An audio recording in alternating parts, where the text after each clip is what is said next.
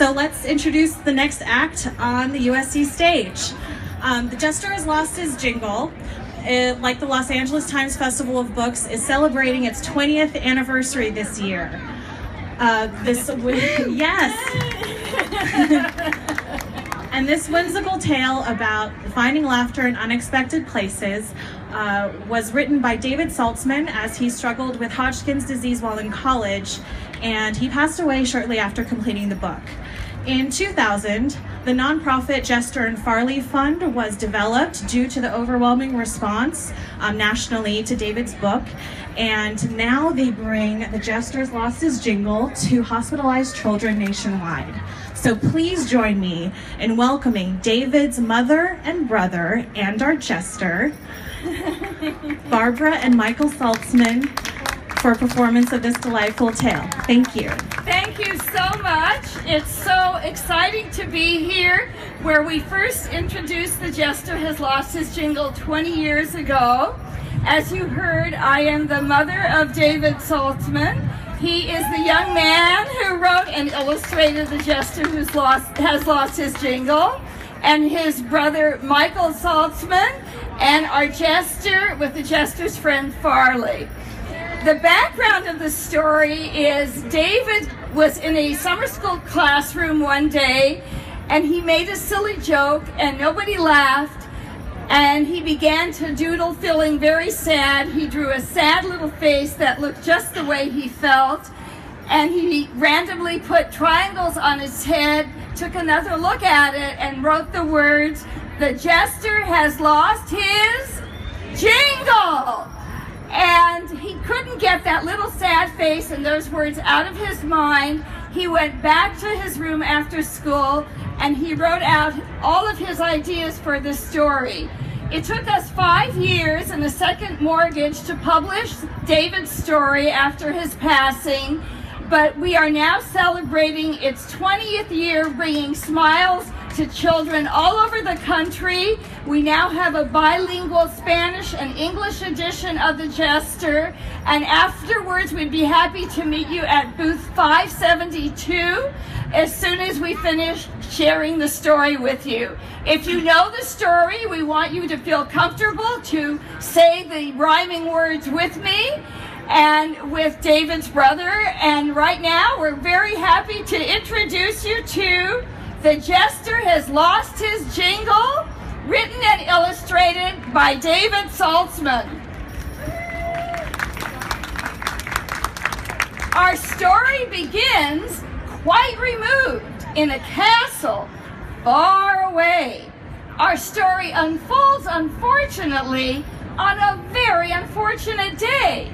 You see, this morning when the world awoke, no one was in any mood to joke. But one was still happy and bubbled with joy, for he played with life as you play with a toy.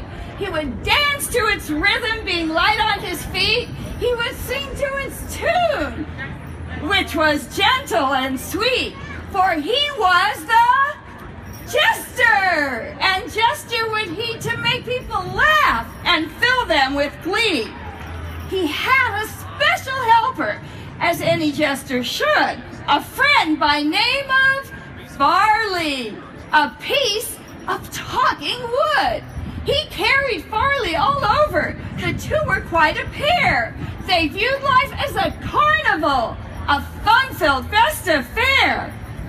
But today, when the Jester broke out in his song, how could he have known that something was wrong? When he started his routine and strutted on the stage, how could he have known that the king was in a rage? So, he sang his funny song, "Let it go, let it go, let it go, let it go." And he walked his funny walk.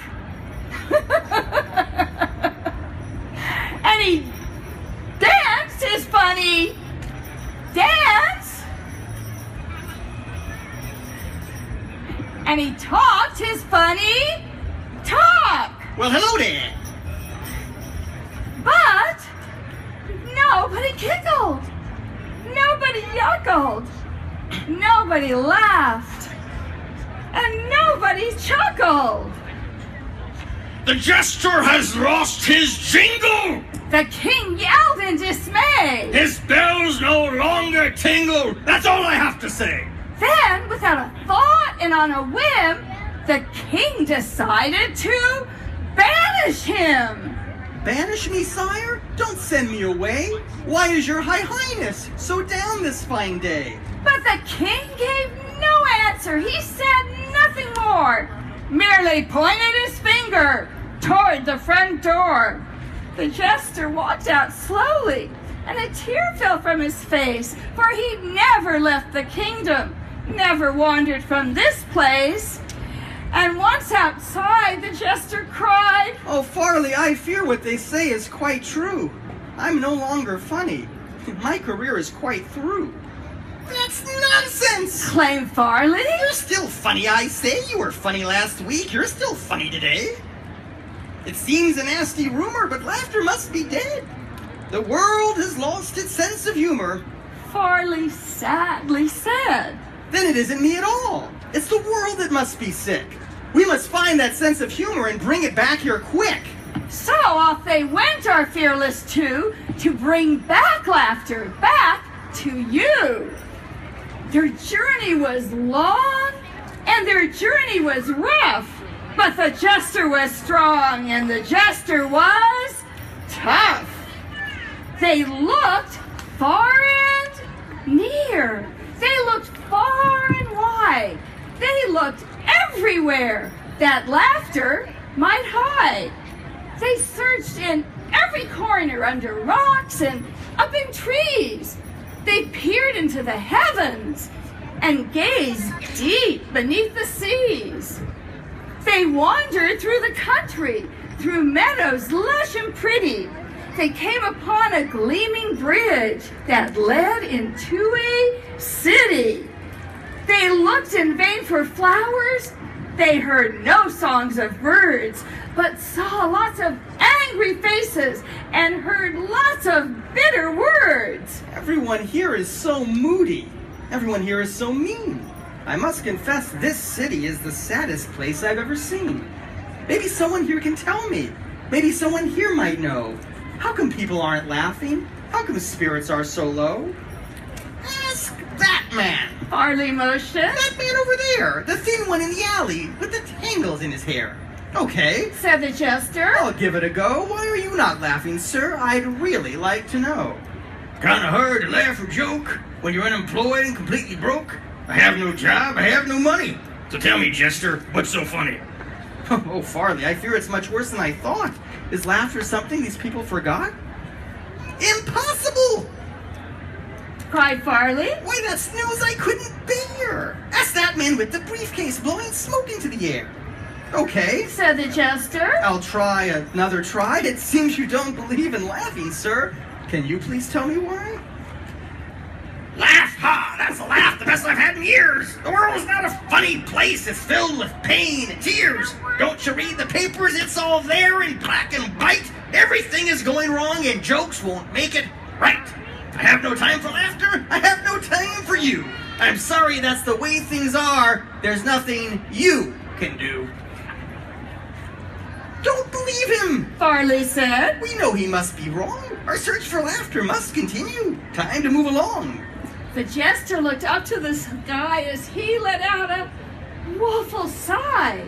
He fought back tears and shook his head, then with determination said, There must be someone somewhere with a smile upon their face. There must be someone cheerful in this cold and lonely place.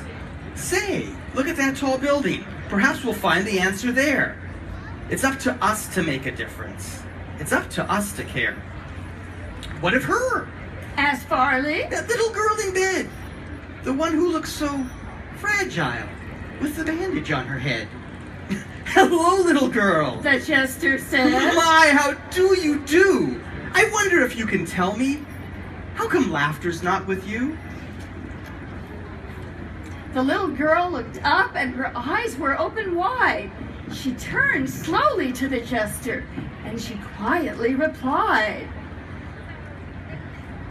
Here I lie, I have a tumor, and you ask me where's my sense of humor? I've been very sick, I'm so tired of trying. I don't feel like laughing, I just feel like crying. Sometimes I feel like crying too. The jester whispered in her ear. But instead of letting teardrops fall, I make them disappear. Whenever I feel like crying, I smile hard instead. I turn my sadness upside down and stand it on its head. When I get sad or lonesome, or when I get depressed, that's when I sing my loudest and dance my very best. So won't you try it, little girl? Won't you laugh with me? We'll start off very slowly with a tiny tee-hee-hee. So, he sang his funny song. Let it go. Let it go. Let it go. Let it go. And he walked his funny walk. And he danced his funny dance. And he talked his funny talk. Well, hello there. And from the room, there came a giggle, which echoed down the halls. And soon there came another, which bounced up and down the wall. The giggle became a snicker, which grew into a which soon became a chuckle that transformed into The jester was beside himself. He grinned a great big grin. He hugged and thanked the little girl and kissed her on the chin. Ooh. Soon, laughter leaped right out the window, growing louder as it flew. Can't you hear it coming? It's about to swallow you. It spread to every corner and filled up every space. Smiles popped up everywhere. Can't you feel one on your face? As the jester ran back to the kingdom, he carried rainbows in his hand. And as people started laughing, colors spread across the land. He leaped into the palace and he hugged the king and queen. He said, "Oh, my high highness, you won't believe what we have seen. Laughter isn't missing. Why, it isn't even dead. Farley and I have found it." The jester proudly said, "We found where it's been hiding. We've discovered where it's been. It's hiding inside everyone. It's buried deep within. Laughter's like a seedling waiting patiently to sprout. All it takes is just a push to make it pop right out. Don't keep it imprisoned or locked out of sight. Quickly release it. It won't hurt or bite." So the king said, I'll try it. I'll give it a go. and all of a sudden, out popped a... Oh, that's it. yelled the jester. Just let it flow. And it flowed, and it flowed, and it flowed, and it flowed, and it flowed, and it flowed. And soon everybody started giggling. Everybody started yuckling.